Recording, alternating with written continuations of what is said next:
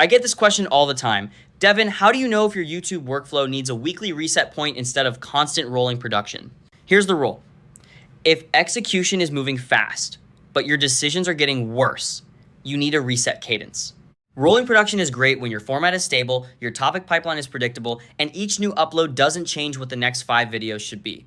But if every publish starts reshuffling titles, thumbnails, priorities, and briefs, you're not really in flow. You're in drift. I'd look for 4 signs. 1, your backlog is growing, but confidence in the backlog is dropping. 2, the team keeps reacting to the latest video instead of the last 7 days as a whole. 3, scripts get approved with one strategy, then edited under a different one 2 days later. 4, nothing feels cleanly killed or cleanly committed. If you see 2 or more of those, add a weekly reset. That reset should do 3 things: review the last 7 days, re-rank the backlog, and lock the next 7 days, unless there's a real exception. Execution can still roll daily.